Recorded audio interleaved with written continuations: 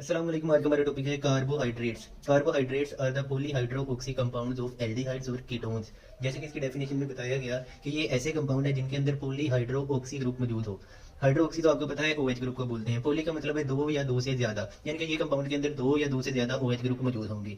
उसके अलावा इनके अंदर एल्डिहाइड या कीटोन्स मौजूद होंगे, यानी कि इनके अंदर सिंपली हम कह सकते हैं कि कार्बोनिल फंक्शनल ग्रुप का होना जरूरी है। कार्बोनिल फंक्शनल ग्रुप क्या होता है? C double bond O। अगर इसके एक साइड पे हाइड्रोजन लग जाए तो इसको हम बोलेंगे एल्डिहाइड। अगर इसके दोनों साइडों पे कार्बन लगा हो इसको हम बोलेंगे कीटोन। तो यहाँ पर हमारे पास एल्डिहाइड का फंक्शनल ग्रुप मौजूद है। इसके बैक साइड पे देखिए हमने CH लगाया और एक OH ग्रुप इसके ऊपर आ गया। बैक साइड में CH2 है और एक OH ग्रुप इधर आ गया। अब इसके अंदर देखिए दो OH ग्रुप है और एल्डिहाइड ग्रुप भी मौजूद है। तो इस कंपाउंड को हम क्या बोल सकते हैं? इसको हम कार्बोहाइड्रेट बोल सकते हैं। They are also commonly called as sugars. तो इनको हम कॉमनली शुगर्स भी कह सकते हैं। Word carbohydrates means hydrates of carbon. It is because first members of this class which were studied had an empirical formula CxH2O। तो इनको हम हाइड्रेट्स ऑफ कार्बन क्यों बोलते हैं? क्योंकि इनका जो एम्पिरिकल फॉर्मूला है वो इस तरह का होता है CxH2O। ये H2O को हम बोलेंगे हाइड्रेट, और ये किसका हाइड्रेट है? कार्बन का। इस वजह से इसको हम कार्बोहाइड्रेट कंपाउंड को बोलते हैं। कार्बोहाइड्रेट की क्लासिफिकेशन हम पढ़ने लगे हैं। मोनोसेक्राइड इसकी सबसे पहली टाइप है। मोनो का मतलब होता है वन और सेक्राइड मतलब शुगर यूनिट। तो मोनोसेक्राइड के अंदर सिर्फ एक ही शुगर यूनिट मौजूद होगा। तो ये ऐसे कार्बोहाइड्रेट होते हैं जिनको हम वाटर के साथ रिएक्ट करके तोड़ नहीं सकते। फर्ज करें हमारे पास मोनोसेक्राइड है, अब ये सिंपल एक ही शुगर है, इसको हम तोड़ नहीं सकते। अगर हमारे पास फर्ज करें डाइसेक्राइड है जिसके अंदर दो शुगर के यूनिट है, तो ये दो शुगर के यूनिट आपस में जुड़े हुए होते हैं। अगर इनको हम वाटर के साथ रिएक्ट करवाएं तो ये यहाँ से टूटेगा, तो हमारे पास दो मोनोसेक्राइड के मोलिक्यूल आ जाएंगे। तो ऐसे डाइसेक्राइड को हम बोलेंगे कि इसकी हाइड्रोलाइसिस होगी या हाइड्रोलाइज हो गया। और ये जो मोनोसेक्राइड है कैन नॉट बी हाइड्रोलाइज्ड। तो ऐसे carbohydrate which can not be hydrolysed into simple carbohydrates are called monosaccharide. ऐसे कार्बोहाइड्रेट जिनको वाटर के साथ रिएक्ट करवाकर तोड़ा ना जा सके उनको बोला जाता है monosaccharide. Their general formula is CH2O, उसके बाद ब्रैकेट में N। और जो N है उसकी वैल्यू 3 भी हो सकती है या 3 से ज्यादा भी हो सकती है। अगर यहाँ पे N की वैल्यू 3 हो तो इसका फॉर्मूला बन जाएगा C3H6O3। इसको हम बोलेंगे ट्राइओस, क्योंकि इसके अंदर 3 कार्बन है। अगर यहाँ पे N की वैल्यू 4 हो तो यहाँ पर 4 आ जाएगा, H8 आ जाएगा और ऑक्सीजन 4 आ जाएंगे। इसको हम बोलेंगे टेट्रोस।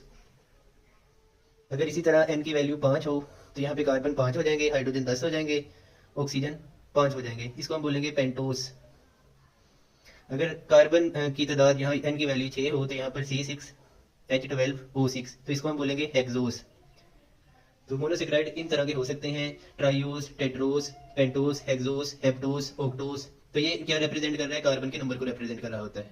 अब हम मोनोसेक्राइड के एग्जांपल में ग्लूकोज के स्ट्रक्चर को पढ़ने वाले हैं। ग्लूकोज क्या होता है? पहले बात तो ये है कि ये हेक्सोस है। हेक्सोस का मतलब क्या है? इसके अंदर 6 कार्बन है। इसका जो मोलिकुलर फॉर्मूला है वो है C6H12O6। और याद रखें इसके अंदर जो फंक्शनल ग्रुप मौजूद होगा वो एल्डिहाइड का फंक्शनल ग्रुप होगा।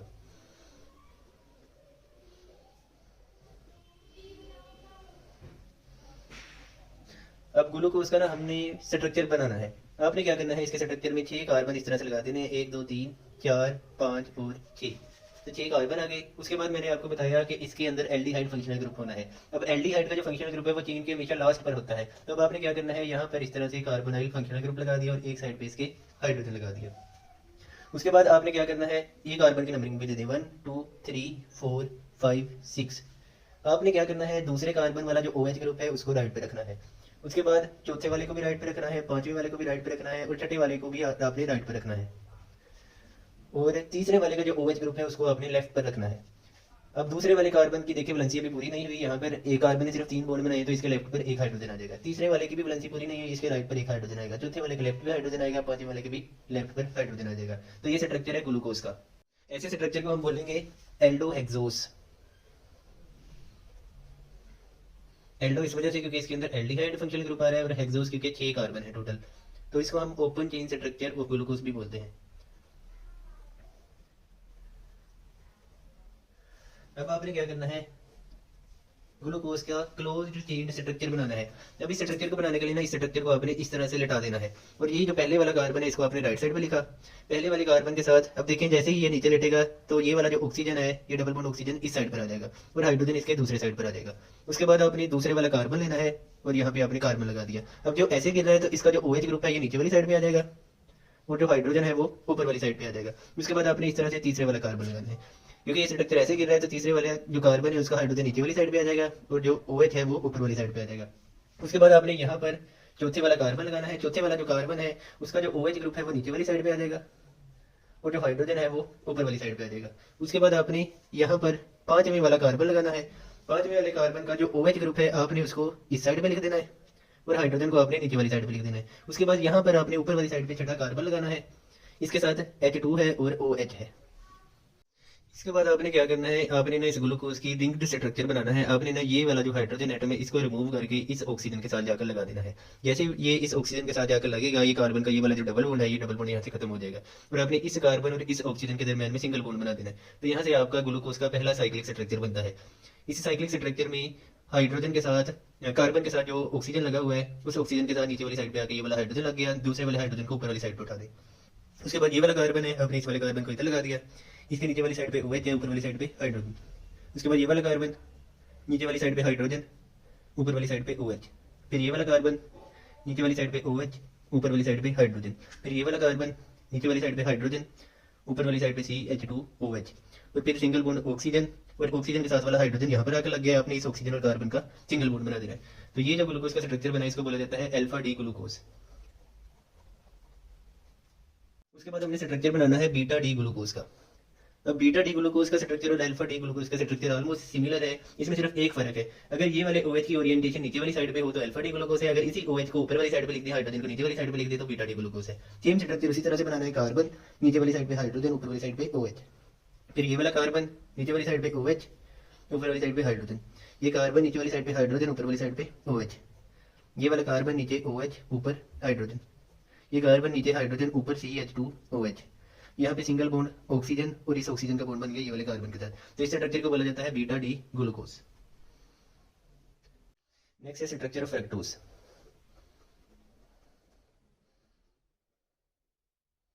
फ्रक्टोज का मोलिकुलर फॉर्मूला भी वही है जो ग्लूकोज का होता है, C6H12O6, लेकिन इन दोनों में फर्क इतना है कि इसके अंदर कीटोन फंक्शनल ग्रुप होता है जबकि ग्लूकोज में एल्डिहाइड है, तो इसको हम बोलेंगे कीटोहेक्सोज।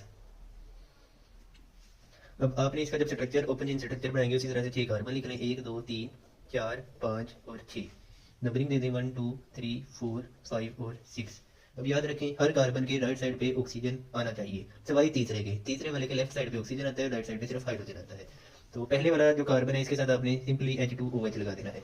अब क्योंकि इनके अंदर कीटोन फंक्शनल ग्रुप है तो दूसरे वाले कार्बन के साथ आपने कार्बोनाइल फंक्शनल ग्रुप बना दिया, इसके ऊपर भी कार्बन और नीचे भी कार्बन, तो ये कीटोन फंक्शनल ग्रुप बन गया। तीसरे वाले का मैंने आपको बताया था राइट साइड पे ऑक्सीजन नहीं आएगा, इसका ऑक्सीजन लेफ्ट साइड पे आएगा, तो ऑक्सीजन और हाइड्रोजन OH ग्रुप को लेफ्ट साइड पे लगा दिया और हाइड्रोजन को राइट साइड पे लगा दिया। उसके बाद चौथे कार्बन में OH ग्रुप राइट साइड पे आएगा और हाइड्रोजन लेफ्ट साइड पे।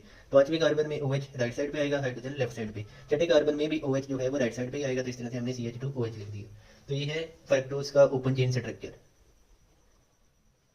अब हमने इसका साइक्लिक स्ट्रक्चर ड्रा करना है। साइक्लिक स्ट्रक्चर ड्रा करने के लिए आपने इसी स्ट्रक्चर को इस तरह से नीचे वाली साइड पे गिरा देना है और आपने स्ट्रक्चर स्टार्ट करना है ये वाले दूसरे कार्बन से।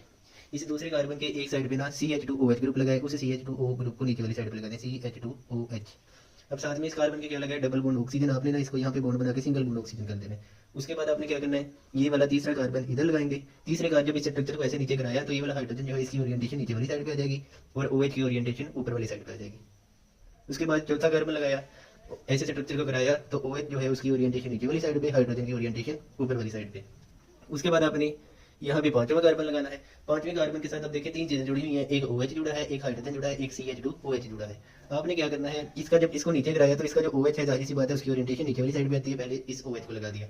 उसके बाद आपने ये जो CH2OH है ना इसकी ओरिएंटेशन इस तरह से ऊपर वाली साइड पे बना देनी, CH2OH, और इस कार्बन का और इस ऑक्सीजन का आपने इस तरह से बॉन्ड बना देना। रह गया ये वाला सिर्फ हाइड्रोजन। इस हाइड्रोजन को ना आपने इस कार्बन के साथ ऊपर वाली साइड पे शिफ्ट कर देना है, तो इस तरह से साइक्लिक स्ट्रक्चर बन जाता है फ्रक्टोज का। तो ये साइक्लिक स्ट्रक्चर ऑफ फ्रक्टोज। अब बोर्ड के पेपर में ओपन चेन स्ट्रक्चर भी पूछा जाता है और साइक्लिक स्ट्रक्चर के बारे में भी पूछा जाता है। ये अलग अलग से शॉर्ट क्वेश्चन आए हुए, ग्लूकोज का भी पूछा जाता है और फ्रक्टोज का भी पूछा जाता है, तो ये आपने अच्छे से याद कर दें।